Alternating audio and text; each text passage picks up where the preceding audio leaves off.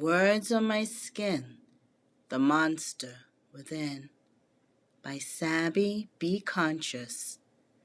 Journal entry 36. Dear Diary, here is an excerpt from Sabbi.B.Conscious's upcoming book detailing one of my traumatic moments with Snoop. Take off your panties. Let me smell them. His zombie stare penetrated her very being, the spliff resting in his hand, emitting an unusual smell. She felt sick, and the churning of her stomach told her her body meant that, literally. He was gorgeous and well put together. Business suit, crisp white shirt, shoes shine without a trace of a scuff. His 6'1" frame exuded confidence, but he had a roughness to him, her reason for abandoning Jake to pursue a possibility with him. You saw glimpses of that roughness when he was no longer smiling, showing his 32 brilliant white teeth. It was dark and brooding beyond his eyes. His spirit changed. The feel in the room changed. The Dr. Jekyll persona turned instantaneously to Mr. Hyde. Sabs looked at him, not sure whether he was serious or not. Him, grabbing her by the collar of her Adidas dress, confirmed her query. Okay, she mumbled. Can you let me go? Standing on her tiptoes, with him holding her stiffly against the wall, she reluctantly did as he asked. Tentatively, she slid her black, lace, Victoria's Secret panty down her legs and stepped out of it.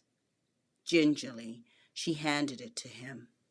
He grabbed it from her, observing his findings, while still having her pressed against the wall. White secretion marks were there. She had been horny all day, well, for the past few days, because he refused to touch her. He was having one of his moments again, swearing up and down she was cheating on him. It was like a game. One day, he would pretend they were fine. He would feel on her, entice her, make her wet, then get up and leave.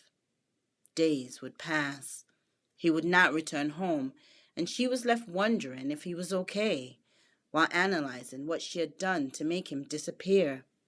She would still be horny from their previous interaction, but he would refuse to touch her upon his return, calling her all types of bitches and hoes, while convincing himself she was seeing someone else.